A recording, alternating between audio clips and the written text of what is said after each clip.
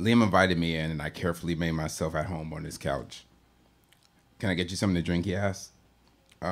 Water, please? We had been chatting over the last couple of days on one of those gay chat sites. Liam was tall, lean, and handsome. He worked outdoors, so his skin had a glow given to him by the sun. He returned with the water and sat to the right of me on the couch, leaving very little space between us. Any problem finding the place, he asked? No, it was pretty easy. He placed his hand on my knee. My leg vibrated with excitement. Well, aren't you cute, he said. Thank you. You nervous, he asked? You seem nervous. I'm fine. His hand moved to my inner thigh. Why don't we relax in the bedroom?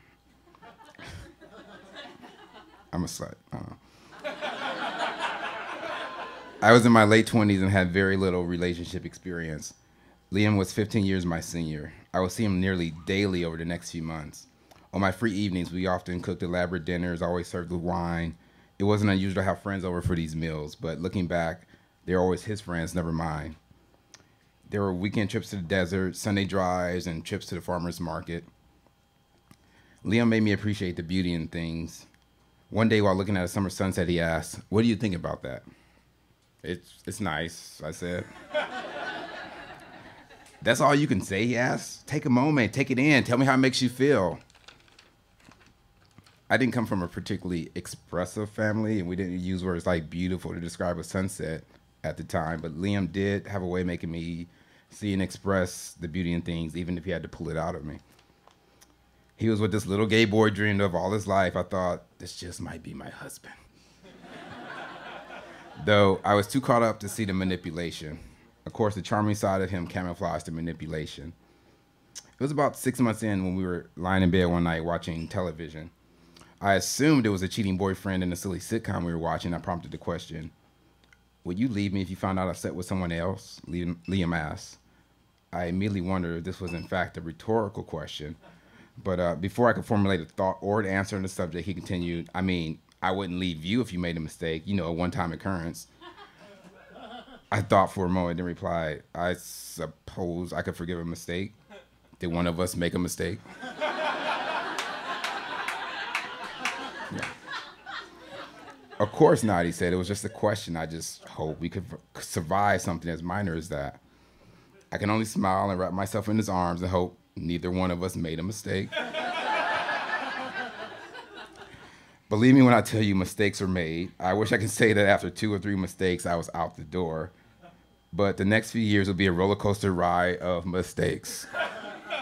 My only saving grace was that we never lived together, and it was before the popularity of social media, so there weren't constant changes in relationship status or online bickering between us.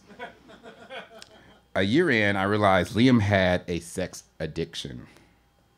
Okay, I really don't know that for sure. But if he took some online test for the addiction, I'm sure they would recommend that he seek treatment. He was self-employed, which provided him with plenty of idle time. I was new to the career field of law enforcement, so I often worked nights and weekends, giving him the freedom he secretly desired. At first, it was just the occasional text message I would catch a glimpse of on his phone. Then there were the condom wrappers he were too lazy to throw away. But like an idiot, I stood by my man. Because of course he promised it would be the last time. It was always the last time. It was a mistake. What the fuck is this? I said, staring at a text message on his phone asking if he was free to fuck today. Liam came out of the bathroom with a towel wrapped around his waist. What are you talking about? This asshole, I said, tossing him the phone. By now, asshole is my cute little pet name for him. He looked at the phone. I don't even know who this is. Probably just an old fuck buddy. You are such a fucking liar. I'm sure it's just someone I haven't talked to in a while who doesn't know I'm in a relationship now, he said. Is that what we call this? I said. I left for work in a rage, as I often did. Left to fume all day while more than likely he was getting off. Being with him didn't feel good, but being away felt worse. I was living in purgatory. I spent my time at work wondering what or whom he was doing. I guess to some degree, I had an addiction too. There were times I tried to walk away, but the pain of being away from him and alone felt greater than the betrayals, so I dealt with them. Our love was sick, twisted, and diseased, but the little gay boy inside of me believed it was better than nothing. Soon I landed an assignment at work as a school resource officer for my department. I had regular day shift hours with weekends off. We had dinner together nightly. There were weekend trips again. The normalcy in my hours temporarily mended the relationship. What that really meant was it gave Liam less time to get into trouble. At work, I visited schools talking to school-aged children about the dangers of drugs and alcohol while battling my own addiction for Liam. I worked with one other officer and we had very little oversight. We pretty much managed ourselves. One particular afternoon, I was finishing up a class and I decided I would surprise Liam for lunch. Actually, I just wanted to surprise Liam, keep him on his toes. I wish I could say it was instinct, but the fact of the matter was, if I was away, Liam would probably play. As I drove across town, I knew I was going to walk in on some shit and I had to decide whether or not I was ready to step in it. The closer I got to his house, the faster my heart raced. I cruised down the street. I parked an unmarked Crown Victoria in front of the house and stepped out of the car. Liam's truck was in the driveway. I walked to the front door fully aware of the pounding in my chest. I let myself in with a set of keys that I had given him for the last time, more times than I could count. The living area was deserted. Only the AC was going at full blast. The house was quiet. I was hit with a blanket of coolness, yet I still felt hot. I made my way down the hallway as my boots echoed off the hardwood floors, more than likely warning him of my presence. I could hear whispers. I reached the bedroom door, didn't hesitate to fling it open. "Fuck," Liam said. Two naked bodies, one being Liam, jumped out of the bed, and before I can tell what exact sexual act they were engaged in, they scattered to the far side of the bedroom as I stood by the only exit. With his hands outstretched towards me as if he was trying to stop traffic, Liam said, "I'm sorry, I'm so sorry."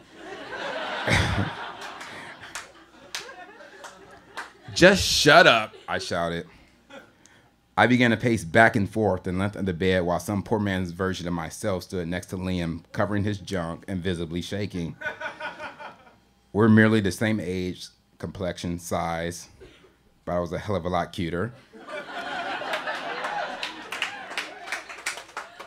Liam had a type, and that was all I was to him, a type. He was cheating on me with a knockoff.